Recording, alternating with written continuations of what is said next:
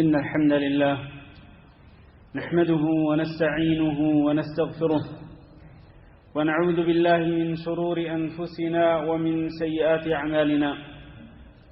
من يهده الله فلا مضل له ومن يضلل فلا هادي له، وأشهد أن لا إله إلا الله وحده لا شريك له، وأشهد أن محمدا عبده ورسوله. اللهم صل على محمد وعلى آل محمد كما صليت على إبراهيم وعلى آل إبراهيم إنك حميد مجيد. اللهم بارك على محمد وعلى آل محمد كما باركت على إبراهيم وعلى آل إبراهيم إنك حميد مجيد. أما بعد، فإن خير الحديث كتاب الله، وخير الهدي هدي محمد صلى الله عليه وسلم، وشر الأمور محدثاتها، وكل محدثة بدعة، وكل بدعة ضلالة، وكل ضلالة في النار. أعوذ بالله من الشيطان الرجيم.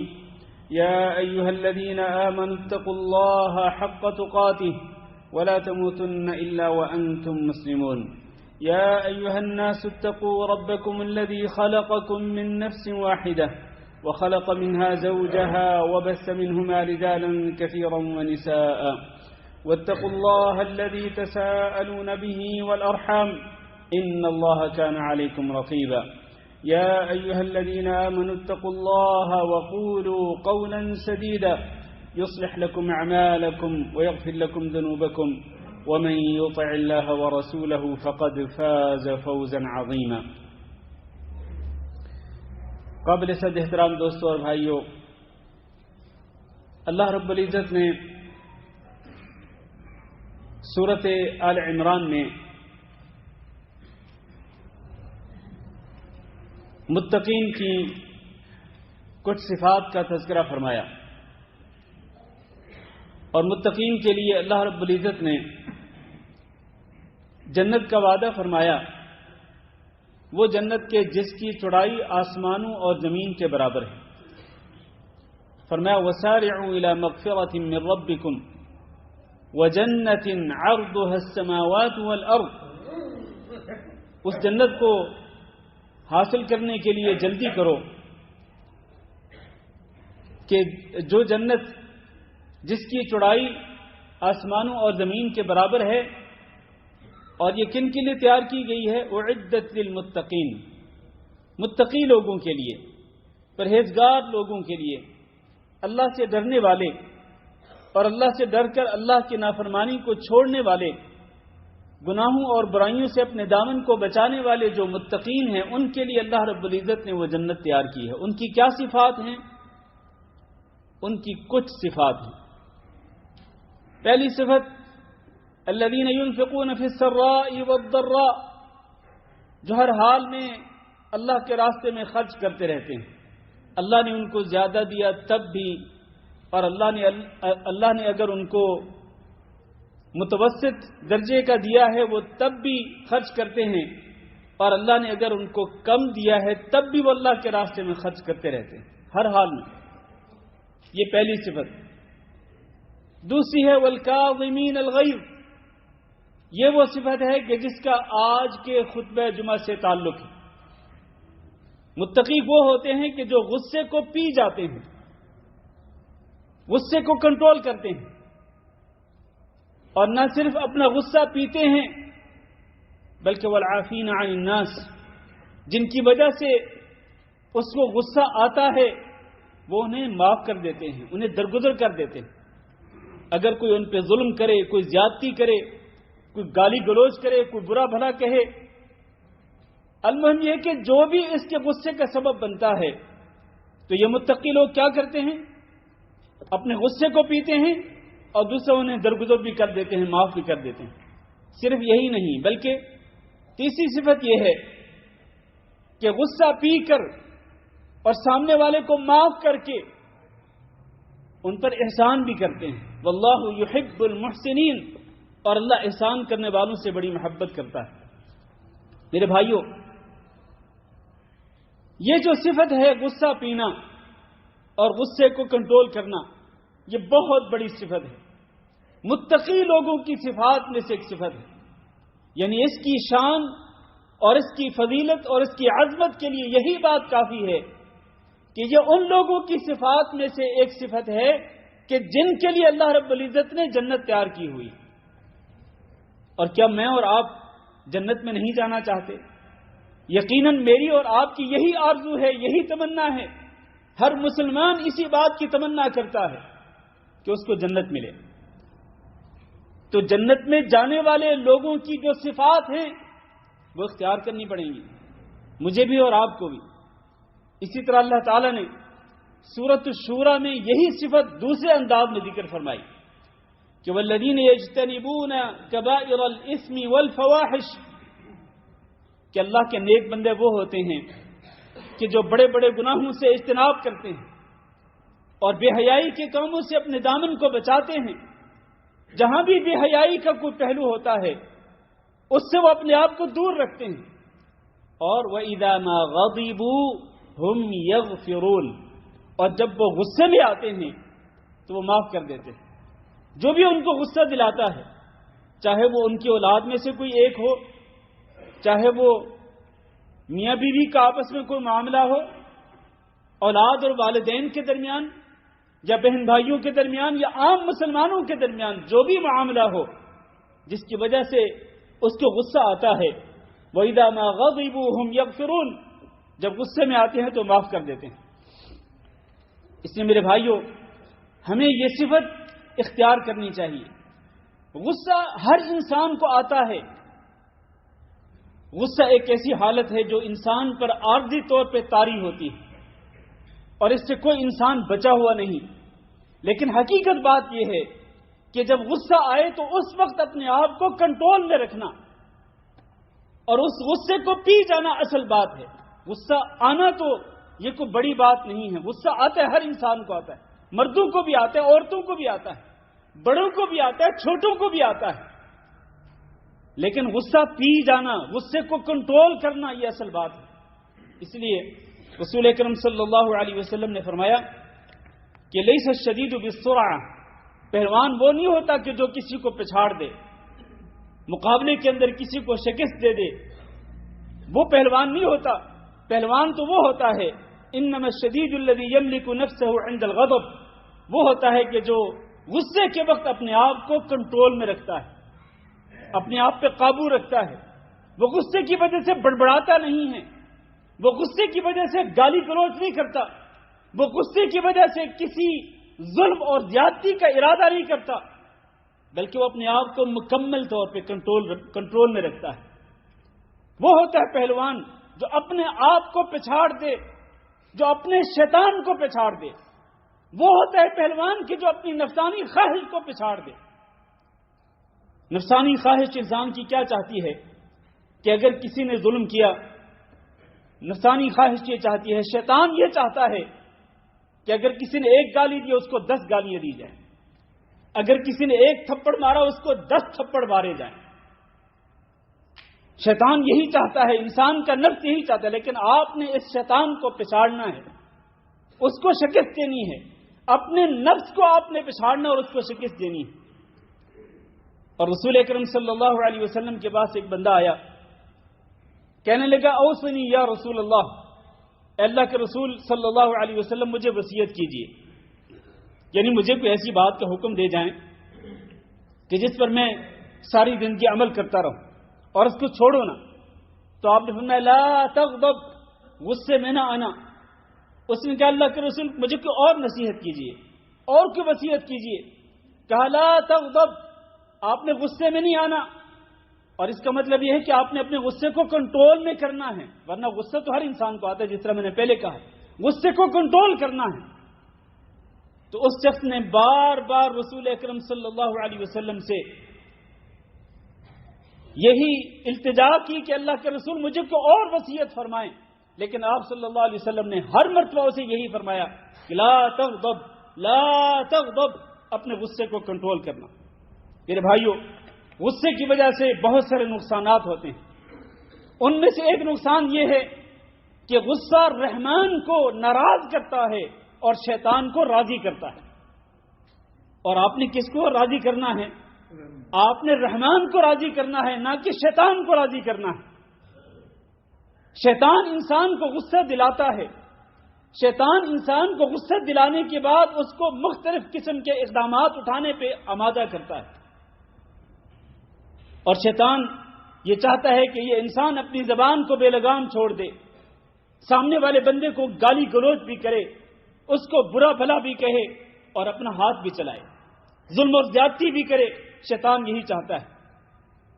تو یہ غصہ جو ہے، اس کے نقصانات میں سے ایک نقصان یہ ہے کہ یہ رحمان کو ناراض کرتا ہے اور شیطان کو راضی کرتا ہے، جبکہ ہمیں ایسے نہیں کرنا۔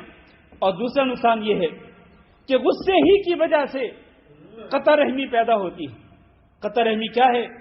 کہ رشتہ داروں کے آپس میں تعلقات ٹوٹ جاتے ہیں، آپس میں تعلقات جو ہیں وہ ریزہ ہو جاتے ہیں، شکستہ ہو جاتے ہیں، اور آپس کے تعلقات جو ہے وہ بہت ہی بری طرح سے بگڑ جاتے ہیں۔ جس وجہ سے اگر آپ غور کریں تو اس کی ابتدا کہاں سے ہوئی؟ اس کی ابتدا غصے سے ہوئی۔ کوئی ہلکی سی بات، معمولی سی بات ہوئی، اس کی وجہ سے غصہ آیا، اشتعال میں آگے، اور پھر گالی گلوچ ہوئی، اور پھر مار دھاڑ تک بات چلی گئی، اور پھر اس کی وجہ سے ہمیشہ کے لیے یہ عزم کر لیا جاتا ہے کہ اس گھر میں تو کبھی پیر نہیں رکھنا ہے، اور اس بندے سے کبھی سلام دعا نہیں کرنی ہے۔ تعلقات بگڑ جاتے ہیں آپس میں، رشتہ داروں کے درمیان، خود والدین اور اولاد کے درمیان غصے کی وجہ سے، اور خود میاں بیوی کے درمیان۔ حالانکہ رسول اکرم صلی اللہ علیہ وسلم نے فرمایا کہ میاں بیوی کے درمیان جو رشتہ ہوتا ہے، اس جیسا رشتہ میں نے کسی اور جوڑے کے اندر نہیں دیکھا۔ محبت اور پیار کا جو رشتہ ہوتا ہے، اس محبت اور پیار جیسے رشتے کو میں کسی اور جوڑے میں نے نہیں دیکھا ہے، جس طرح میں نے نکاح کرنے والے مرد اور عورت کے درمیان اس مقدس رشتے کو دیکھا۔ لیکن اس کے باوجود بھی بعض اوقات غصہ آ جاتا ہے، اور ہمارے پاس جو اکثر سوال آتے ہیں، ان سوالوں میں سے ایک سوال جو بار بار ریپیٹ کیا جاتا ہے، بار بار پوچھا جاتا ہے کہ جی فلاں شخص نے غصے میں آ کر اپنی بیوی کو طلاق دے دی۔ یعنی غصہ اس حد تک پہنچا دیتا ہے کہ طلاق تک نوبت چلی جاتی ہے۔ اور پھر طلاق کیا چیز ہے؟ طلاق کی وجہ سے صرف میاں بیوی کے درمیان نہیں، پورے کا پورا خاندان اجڑ جاتا ہے۔ دو خاندانوں کے درمیان ایسی دراڑیں پڑ جاتی ہیں کہ جو پھر کبھی پر نہیں ہو سکتی ہیں۔ یہ بہت بڑا نقصان ہے میرے عزیز بھائیوں۔ تعلقات کا ٹوٹنا، تعلقات کا بگڑ جانا، اس کی وجہ کیا ہے؟ وجہ غصہ ہے۔ اسی طرح سے غصے ہی کی وجہ سے انسان کے اندر حسد پیدا ہوتا ہے، انسان کے اندر بغض پیدا ہوتا ہے، نفرت پیدا ہوتی ہے۔ جس کے اندر غصہ زیادہ ہوتا ہے اس کے اندر حسد کے جذبات بھی زیادہ ہوں گے، وہ لوگوں سے نفرت بھی زیادہ کرتا ہوگا، وہ لوگوں سے وہ بغض بھی بہت زیادہ رکھتا ہوگا، یہ غصے کی وجہ سے۔ اسی طرح سے غصے کا ایک نقصان یہ بھی ہے کہ جو شخص بہت ہی زیادہ غصے والا ہوتا ہے، اس سے اس کے جاننے والے، چاہے اس کے گھر والے کیوں نہ ہوں، اس کے بچے کیوں نہ ہوں، اس کے بہن بھائی کیوں نہ ہوں، اس کے رشتہ دار کیوں نہ ہوں، اس کے دوست کیوں نہ ہوں، وہ اس سے دور بھاگتے ہیں اور یہ اکیلا رہ جاتا ہے صرف اپنے غصے کی وجہ سے۔ کیونکہ لوگوں کو پتا ہوتا ہے کہ اگر اس سے بات کی جائے گی تو یہ آگے غصے سے جواب دے گا اور یہ گالی گلوچ شروع کر دے گا، یہ مار دھاڑ پہ آ جائے گا، اس لیے لوگ اس سے کلی کتراتے ہیں، لوگ اس سے دور بھاگتے ہیں۔ تو یہ غصے کے برے نتائج میں سے ایک بہت ہی برا نتیجہ ہے۔ اور میرے بھائیوں، غصے کے برے نتائج میں سے ایک نتیجہ یہ بھی ہے کہ غصہ جو ہے انسان کی صحت پہ بھی بہت زیادہ اثر ڈالتا ہے، حتیٰ کہ بہت سارے لوگ high hypertension, high blood pressure کا شکار ہو جاتے ہیں اسی غصے کی وجہ سے۔ غصے کی وجہ سے انسان کی صحت پہ بہت برا اثر پڑتا ہے، آنکھوں کی بینائی پہ اثر پڑتا ہے، کانوں کی سماعت پہ اثر پڑتا ہے، انسان کا دل اس سے متاثر ہوتا ہے، انسان بہت زیادہ ڈپریشن اور ہائی بلڈ پریشر کا شکار ہو جاتا ہے۔ اس لیے میرے بھائیوں، ہمیں اس غصے کو کنٹرول کرنا ہوگا، اللہ کے نبی صلی اللہ علیہ وسلم کی اس وصیت پہ عمل کرنا ہوگا جو آپ صلی اللہ علیہ وسلم نے ایک صحابی کو بار بار کی تھی۔ اور ہم یوں سمجھے کہ ہم میں سے ہر شخص نبی صلی اللہ علیہ وسلم کے سامنے ہے، اور نبی صلی اللہ علیہ وسلم ہم میں سے ہر شخص کو یہی فرما رہے ہیں، لا تغضب لا تغضب لا تغضب، یہ اللہ کے نبی کا حکم میرے لیے بھی ہے اور آپ میں سے ہر شخص کے لیے بھی کہ اپنے غصے کو کنٹرول کرو، اپنے غصے کو کنٹرول کرو۔ اور غصے کا علاج کیا ہے میرے بھائیوں؟ غصے کا علاج نبی کریم صلی اللہ علیہ وسلم نے احادیث کے اندر تجویز فرمایا۔ اس میں ایک بات یہ ہے کہ جب انسان کو غصہ آئے تو چونکہ یہ غصہ شیطان کی طرف سے ہوتا ہے اور یہ غصہ شیطان کو راضی کر رہا ہوتا ہے، رحمان کو ناراض کر رہا ہوتا ہے، اس لیے انسان کو غصے کی حالت میں اعوذ باللہ من الشیطان الرجیم پڑھنا چاہیے۔ حضرت سلیمان بن سورۃ رضی اللہ تعالیٰ عنہ بیان کرتے ہیں کہ میں رسول اکرم صلی اللہ علیہ وسلم کے پاس بیٹھا تھا، اچانک دو بندوں کے درمیان کوئی تکرار ہوئی، کسی بات پہ اختلاف ہوا، دونوں نے آپس میں گالی گلوچ شروع کر دی۔ ان میں سے ایک کو شدید غصہ آیا، حتیٰ کہ اس کی رگیں پھول گئیں اور اس کا چہرہ جو ہے وہ بالکل لال سرخ ہو گیا۔ تو اللہ کے رسول نے اس کی حالت کو دیکھا تو آپ نے فرمایا لو قال انی لاعلم کلمۃ لو قالها لذهب عنه الغضب، کہ میں ایک کلمہ ایسا جانتا ہوں کہ اگر یہ بندہ اس غصے کی حالت میں کہ جس میں اس کی رگیں پھول چکی ہیں، اس کا چہرہ بالکل لال سرخ ہو چکا ہے، اگر یہ وہ کلمہ پڑھ لے تو یقینی طور پر اس کا غصہ ختم ہو جائے گا۔ وہ کلمہ کیا ہے؟ آپ نے فرمایا کہ اس کو اعوذ باللہ من الشیطان الرجیم پڑھنا چاہیے۔ اور اس سے یہ بھی ثابت ہوتا ہے کہ جب انسان غصے کی حالت میں ہو تو ڈائریکٹلی اس سے اس طرح کی بات نہیں کرنی چاہیے۔ اب دیکھیں نبی صلی اللہ علیہ وسلم کی مجلس کے اندر نبی صلی اللہ علیہ وسلم کے سامنے وہ دو بندے جو ہیں وہ آپس میں تکرار کر رہے تھے، لیکن آپ صلی اللہ علیہ وسلم نے ڈائریکٹ اس سے بات نہیں کی، او فلان تم اعوذ باللہ من الشیطان الرجیم پڑھو، نہیں، آپ نے ایسا نہیں کیا۔ کیوں؟ اس کی وجہ یہ ہے کہ ہو سکتا تھا کہ وہ غصے کی حالت میں رسول اکرم صلی اللہ علیہ وسلم کو بھی وہ ایسا جواب دے دیتا کہ جس کی وجہ سے اس کی دنیا بھی خراب ہو جاتی اور اس کی عاقبت بھی بگڑ جاتی۔ لیکن آپ صلی اللہ علیہ وسلم نے انڈائریکٹلی آپ نے فرمایا کہ اگر یہ بندہ یہ کلمہ پڑھ لے، یعنی اعوذ باللہ من الشیطان الرجیم، تو یقینی طور پر اس کا غصہ ختم ہو جائے گا۔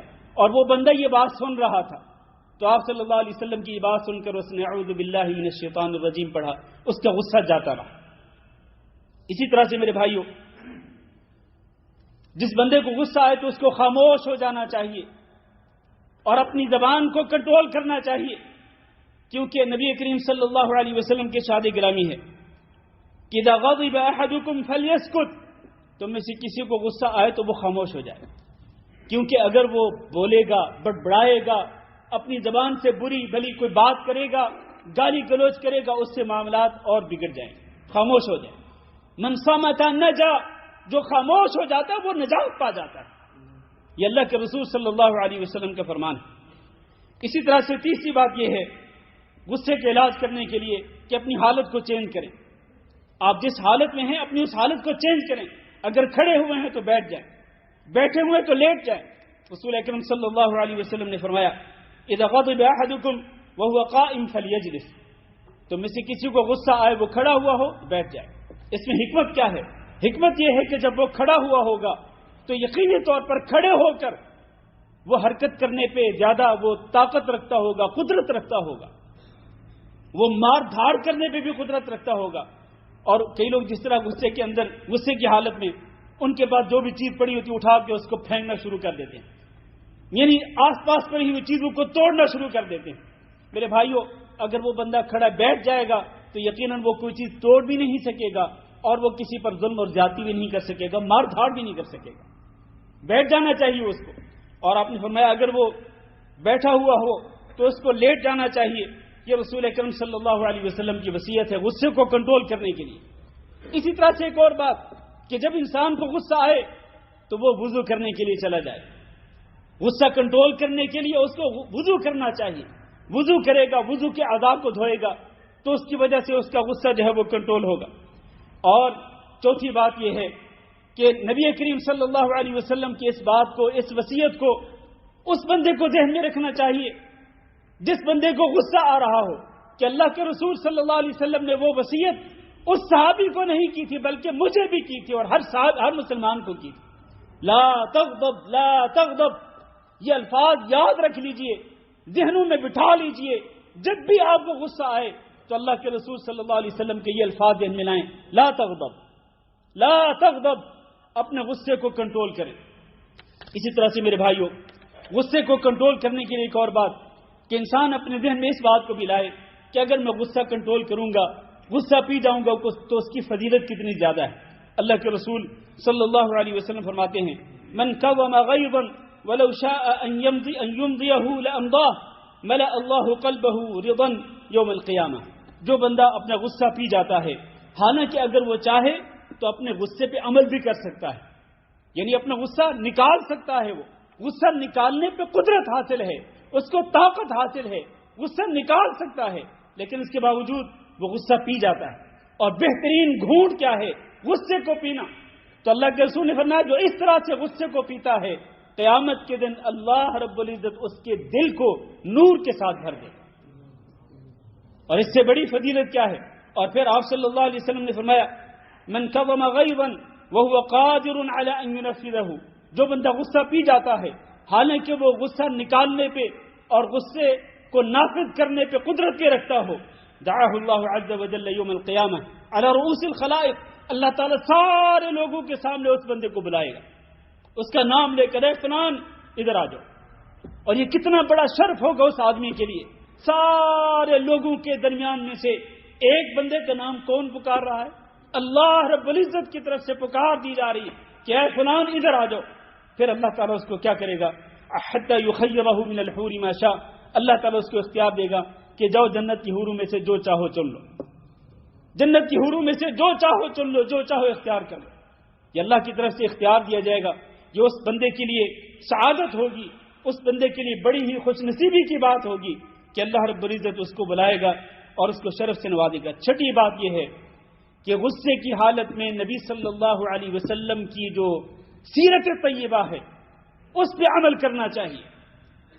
اور آپ صلی اللہ علیہ وسلم کی سیرت طیبہ کیا ہے کہ غصے کی حالت میں آپ صلی اللہ علیہ وسلم کو جاہلوں نے غصہ دلایا مختلف طریقوں سے، مختلف باتوں سے۔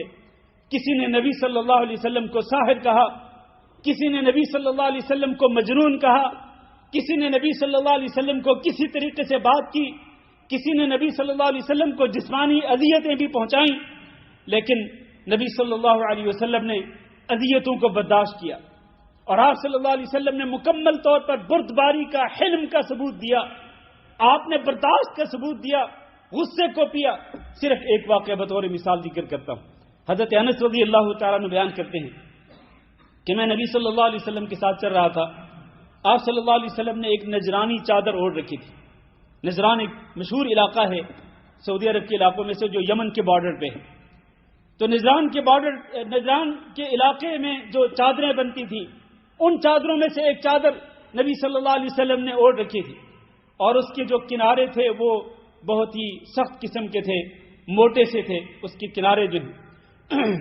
تو کہتے ہیں کہ ایک شخص آیا، عرابی تھا، بدو تھا، آیا اور اس نے نبی صلی اللہ علیہ وسلم کی چادر کو پکڑا اور اس کو بہت ہی برے طریقے سے کھینچا۔ انس رضی اللہ تعالیٰ عنہ کہتے ہیں کہ میں نے نبی صلی اللہ علیہ وسلم کے کندھے اور آپ صلی اللہ علیہ وسلم کی گردن کے درمیان دیکھا تو اس نے جس طرح برے طریقے سے چادر کو کھینچا تھا اس کی وجہ سے نشان پڑ گیا، یعنی اتنی بڑی بے ادبی اور اتنی بڑی گستاخی۔ لیکن وہ شخص چونکہ ایک بدو تھا، عرابی تھا، اس نے جان بوجھ کے نبی صلی اللہ علیہ وسلم کی گستاخی نہیں کی، جان بوجھ کے اس نے نبی صلی اللہ علیہ وسلم کی بے ادبی نہیں کی۔ حقیقت میں وہ بدو تھا، عرابی تھا، وہ ان طور طریقوں کو نہیں جانتا تھا، ایک جاہل قسم کا بندہ تھا۔ تو نبی صلی اللہ علیہ وسلم نے جب اس کی اس حرکت کو دیکھا تو اس نے کہا یا محمد مرلی من مال اللہ الذی عندک، اے محمد صلی اللہ علیہ وسلم، یعنی اس نے یہ بھی نہیں کہا یا رسول اللہ یا نبی اللہ، یعنی ادب احترام کے ساتھ بھی اس نے نام نہیں لیا۔ تو اس نے کہا اے محمد صلی اللہ علیہ وسلم میرے لیے وہ مال دینے کا حکم جاری کر دیجئے، آرڈر کر دیجئے جو مال اللہ رب العزت نے آپ کو دے رکھا۔ تو نبی صلی اللہ علیہ وسلم نے اس کی طرف التفات کیا، اس کی طرف مڑ کے دیکھا تو آپ صلی اللہ علیہ وسلم کے چہرے انور پہ تبسم کے اثرات تھے۔ آپ صلی اللہ علیہ وسلم مسکرا رہے تھے، بجائے اس کے کہ آپ صلی اللہ علیہ وسلم شدید ناگواری اور غصے کے اثرات اپنے چہرے پہ نمایاں کرتے، آپ صلی اللہ علیہ وسلم نے ناراضگی نہیں دکھائی، بلکہ آپ صلی اللہ علیہ وسلم اس کو مسکراتے ہوئے ملے اور اس کے لیے نبی صلی اللہ علیہ وسلم نے مال دینے کا حکم جاری کر دیا صحابہ کرام کو کہ اس کو مال دے دو۔ یہ ایک مثال ہے صرف میرے عزیز بھائی، ایک مثال۔ نبی صلی اللہ علیہ وسلم نے کس قدر حلم اور بردباری اور برداشت کا ثبوت دیا. سامنے والے پر نبی صلی اللہ علیہ وسلم نے ناراضگی کا اظہار نہیں کیا, غصہ نہیں نکالا, بلکہ آپ صلی اللہ علیہ وسلم نے غصے کو پی لیا. میرے عزیز بھائیو, آخری بات یہ ہے کہ جب انسان غصے کی حالت میں ہو اور اس کو کہا جائے کہ بھائی ذرا غصہ کنٹرول کرو, تو اس کو بھی چاہیے کہ وہ غصہ کنٹرول کرے. اگر سمجھانے والا اس کو سمجھائے, نصیحت کرنے والا اس کو نصیحت کرے, تو اس کو چاہیے کہ وہ اس کی نصیحت کو قبول کرے. ورنہ عام طور پر ہوتا کیا ہے, ہوتا یہ ہے کہ اگر ایک انسان غصے کی حالت میں ہو, اس کو کوئی بندہ سمجھانے کی کوشش کرے تو اس کو سامنے سے وہ کہتا ہے گجا جا, دفع ہو جا, دور ہو جا, تجھے کیا پتا میرا کیا معاملہ ہے. وہ الٹا اس کو ہی مارنے کو پڑتا ہے, الٹا اس کے گلے کو پڑتا ہے, حالانکہ وہ تو اس کو نصیحت کر رہا ہے, اس کو سمجھا رہا ہے. اس کے لیے صرف ایک واقعہ, حضرت عمر بن خطاب رضی اللہ تعالیٰ عنہ ایک مرتبہ مجلس میں تشریف فرما تھے. ایک بندہ آیا, کہنے لگا کہ اے امیر المومنین. اس وقت عمر رضی اللہ تعالیٰ عنہ مومنوں کے امیر تھے, امیر المؤمنین تھے, یعنی مسلمانوں کے بادشاہ تھے, خلیفہ تھے رسول اکرم صلی اللہ علیہ وسلم کے خلفائے راشدین میں سے. کہنے لگا اے امیر المومنین, آپ تو ہمیں مال بھی نہیں دیتے اور آپ ہمارے درمیان عدل و انصاف بھی نہیں کرتے. اب آپ دیکھیں گے یہ کتنی خطرناک بات تھی, کتنا بڑا الزام تھا خلیفۃ رسول اللہ پر, امیر المومنین پر, کہ آپ مال بھی نہیں دیتے اور آپ ہمارے درمیان عدل و انصاف بھی نہیں کرتے. حالانکہ آپ کو معلوم ہے کہ عمر بن خطاب رضی اللہ تعالیٰ عنہ کس قدر انصاف کرتے تھے, کس طرح وہ عدل و انصاف کے تقاضوں کو پورا کرتے تھے. تو عمر بن خطاب رضی اللہ تعالیٰ عنہ کو غصہ آنا ایک فطری بات تھی. غصے میں آ گئے, حتیٰ کہ آپ کا چہرہ سرخ ہو گیا, لال سرخ ہو گیا, اور آپ کی رگیں جو ہے وہ پھول گئی. حتیٰ کہ عمر بن خطاب رضی اللہ تعالیٰ نے ارادہ کیا کہ اس کو کوڑے ماریں, اس کو سزا دیں. لیکن وہاں پر ایک صحابی موجود تھے جن کا نام تھا الحر بن قیس. کہنے لگے یا امیر المومنین, ان اللہ عز وجل قال لنبیہ صلی اللہ علیہ وسلم خذ العفو وامر بالعرف واعرض عن الجاہلین. کہ اے امیر المومنین, اللہ تعالیٰ نے قرآن مجید کے اندر اپنے نبی صلی اللہ علیہ وسلم کو حکم دیا ہے کہ خذ العفو, درگزر کر دیں, وامر بالمعروف, اور نیکی کا حکم دیں, واعرض عن الجاہلین, اور جاہلوں سے اعراض کریں, وان ھذا من الجاہلین, اور یہ بندہ بھی جاہلوں میں سے ایک جاہل ہے, یہ بندہ بھی جاہلوں میں سے ایک جاہل ہے. لہذا جب اللہ تعالیٰ نبی صلی اللہ علیہ وسلم کو حکم دے رہے ہیں کہ جاہلوں سے اعراض کریں, ان سے منہ موڑیں اور ان کی غلطیوں کو درگزر کر دیں, تو امیر المومنین آپ بھی اس آیت پہ عمل کریں, اور ان جاہلوں میں سے ایک جاہل جو آپ کے ساتھ اس طرح بدتمیزی کر رہا ہے اور آپ پر الزام تراشی کر رہا ہے, آپ بھی اس سے اعراض کر لیجیے. چنانچہ انہوں نے کیا کیا, فواللہ ما جاوزها عمر, اللہ کی قسم عمر رضی اللہ تعالیٰ عنہ نے جب اس آیت کو سنا تو اسی وقت ٹھنڈے پڑ گئے, اسی وقت ان کا غصہ جاتا رہا. وکان وقافا عند کتاب اللہ, اور عمر بن خطاب رضی اللہ تعالیٰ عنہ کی ایک خصوصیت یہ تھی کہ وہ اللہ کی کتاب میں سے کوئی حکم سنتے تھے تو اسی پر رک جاتے تھے, پھر اللہ کے حکم پہ عمل کرتے تھے. میرے بھائیوں, لہذا جو شخص غصے کی حالت میں ہو اس کو نصیحت کی جائے, اس کو سمجھایا جائے, تو اس کو بھی نصیحت قبول کر لینی چاہیے. اللہ تعالیٰ سے دعا کرتے ہیں کہ اللہ رب العزت ہم سب کو اپنا غصہ کنٹرول کرنے کی توفیق دے. اللہ ہمارے اندر یہ صفت پیدا کر دے کہ ہم اپنے غصے کو پی جائیں, اپنے غصے کو کنٹرول کریں, اور اللہ ہم سب کو متقین کی صفات اختیار کرنے کی توفیق دے. اللہ ہم سب کو متقین کی صف کے اندر شامل فرمائے. استغفر اللہ لی ولکم ولسائر المسلمین فاستغفروہ انہ هو الغفور الرحیم.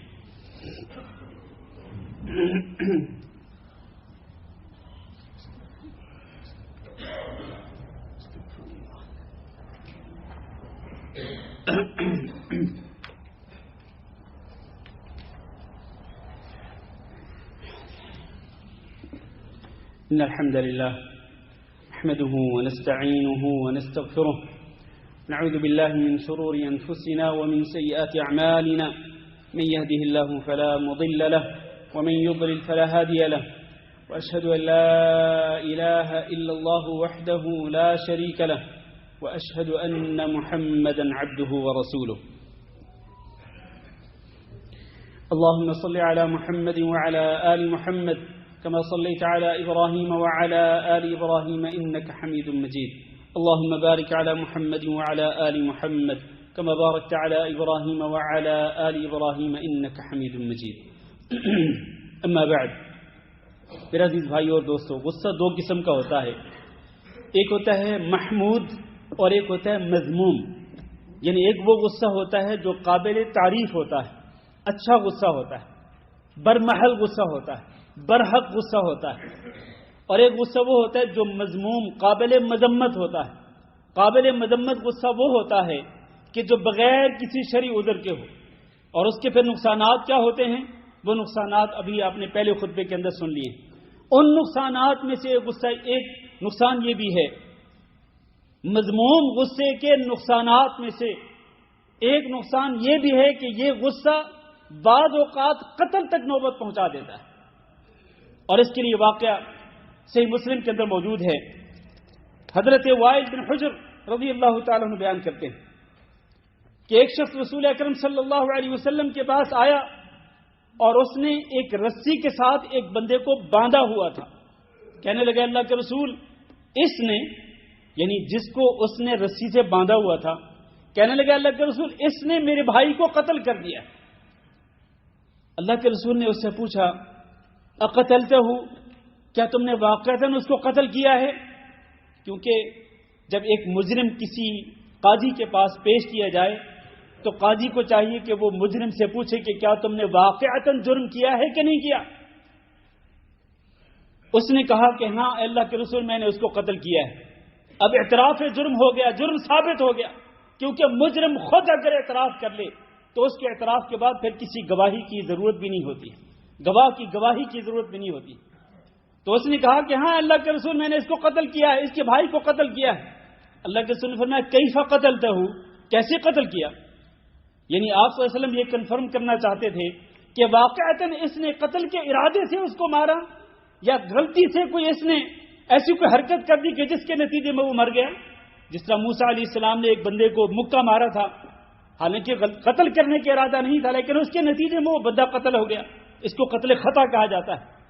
تو اس نے کہا اللہ کے رسول، بات یہ ہے، بات صرف یہ ہوئی کہ ہم کچھ درختوں کے پاس کھڑے تھے، ہمارے پاس جانور تھے، چرانے کے لیے لے کے گئے تھے، اور ہم درختوں پہ پتھر مار رہے تھے تاکہ درختوں کے پتے نیچے گریں اور ہمارے جانور ان پتوں کو چریں. تو اسی بیچ میں ہمارے درمیان تکرار ہو گئی. اس کے بھائی نے مجھے گالی دی، مجھے غصہ آ گیا اور میرے پاس کلہاڑی تھی، میں نے وہ کلہاڑی اس کے سر پہ ماری، وہ قتل ہو گیا. اب بات کیا تھی؟ بات صرف درخت کے پتوں کو توڑنے پر آگے بڑھی، معمولی سی بات، لیکن نتیجہ کیا نکلا؟ غصے کے نتیجے میں وہ بندہ قتل ہو گیا. اب یہ جو قصہ ہے یہ آگے لمبا قصہ ہے، میں اس کو آگے نہیں بیان کرنا چاہتا کیونکہ وقت بہت ہی تھوڑا ہے. صرف یہ کہنا چاہتا ہوں کہ غصے کے جو مذموم قابل مذمت غصہ ہے، اس کے برے نتائج میں سے ایک نتیجہ کیا ہے کہ غصہ بعض اوقات انسان کو قتل تک بھی لے جاتا ہے، قتل تک اس کی نوبت پہنچ جاتی ہے. لہذا اپنے غصے کو میرے بھائیوں کنٹرول کرنا چاہیے. اور جو محمود یعنی قابل ستائش اور قابل تعریف غصہ ہوتا ہے وہ کیا ہے؟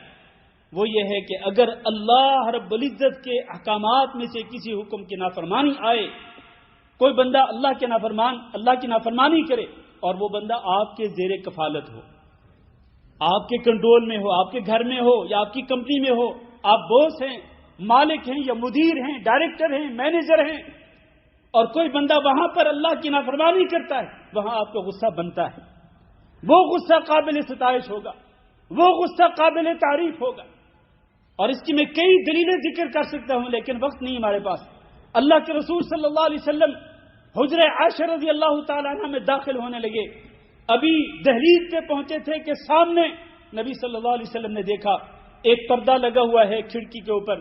وہ پردہ ایسا ہے کہ جس کے اوپر ذی روح جانوروں کی تصویریں. نبی صلی اللہ علیہ وسلم اسی دہلیز پہ ہی رک گئے، اس گھر کے اندر داخل نہیں ہوئے نبی صلی اللہ علیہ وسلم، اور آپ کے چہرے پہ غصے کے اثرات نمایاں ہو گئے.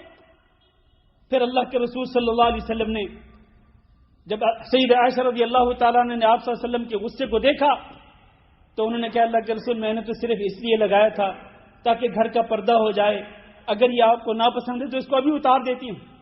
تو نبی کریم صلی اللہ علیہ وسلم نے اس کو اپنے ہاتھوں کھینچا، اس کو کھینچ کے اس کو اتار کے پھینک دیا نبی صلی اللہ علیہ وسلم نے. یہ غصہ بنتا تھا میرے عزیز بھائیوں. گھر کے اندر کوئی نافرمانی دیکھیں، گناہ کا کام دیکھیں، وہاں پر آپ غصے کا اظہار کر سکتے ہیں. یہ غصہ اللہ کے لیے ہے، یہ غصہ اللہ کے رسول کے لیے ہے، یہ غصہ اللہ کی کتاب کے لیے ہے کہ اللہ کی کتاب کی اگر نافرمانی ہو رہی ہے وہاں آپ کا غصہ بنتا ہے. آپ کے اولاد میں سے کوئی بچہ اگر نماز نہیں پڑھتا، آپ بے شک پیار و محبت سے اس کو سمجھائیں، لیکن اگر وہ پیار و محبت سے سمجھانے کے باوجود وہ نماز نہیں پڑھتا ہے تو اللہ کے رسول کے حکم کے مطابق 10 سال کا بچہ ہو جائے تو اس کو مارنا چاہیے. وہاں غصہ بنتا ہے، آپ کا سزا بنتی ہے اس بچے کی یا اس بچی کی. اسی طرح میرے بھائیوں، رسول اکرم صلی اللہ علیہ وسلم کو جب یہ بتلایا گیا کہ فلاں امام جو ہے وہ بڑی لمبی نماز پڑھاتا ہے، اللہ کے رسول کو شدید غصہ آیا اور آپ منبر پہ تشریف لائے اور آپ نے فرمایا یا ایھا الناس ان منکم منفرین، لوگوں تم میں سے کچھ لوگ ایسے ہیں کہ جو نفرت دلاتے ہیں، لوگوں کے دلوں کے اندر نفرت پیدا کرتے ہیں لمبی نماز پڑھا کر.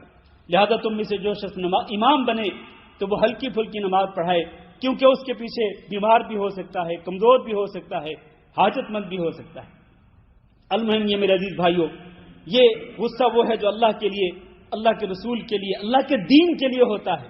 یہ غصہ جو ہے یہ برحق غصہ ہے. اگر انسان کو اس پر بھی غصہ نہیں آتا تو اس کو پھر اپنے گریبان میں جھانک کر جائزہ لے لینا چاہیے کہ اس کے اندر ایمان بھی باقی ہے کہ نہیں. اگر اللہ کی نافرمانی اس کی آنکھوں کے سامنے ہو رہی ہو اور اس کو پھر بھی غصہ نہ آئے تو اس کا مطلب یہ ہے کہ اس کے دل کے اندر ایمان کا ذرہ بھی باقی نہیں رہا ہے. اللہ تعالیٰ سے دعا کرتے ہیں کہ اللہ ہم سب کے حال پہ رحم فرمائے. اللهم اغفر لنا وللمؤمنين والمؤمنات وللمسلمين والمسلمات الأحياء منهم والأموات. اللهم إنا نسألك العفو والعافية والمعافاة الدائمة في الدنيا والآخرة. اللهم إنا نسألك رضاك والجنة ونعوذ بك من سخطك والنار. اللهم فرج هم المهمومين ونفس كرب المكروبين واقض الدين عن المدينين واشف مرضانا ومرضى المسلمين. اللهم آمنا في أوطاننا واجعل هذا البلد آمنا مطمئنا وسائر بلاد المسلمين. عباد الله، إن الله يأمر بالعدل والإحسان وإيتاء ذي القربى وينهى عن الفحشاء والمنكر والبغي يعظكم لعلكم تذكرون. سبحان ربك رب العزة عما يصفون وسلام على المرسلين والحمد لله رب العالمين.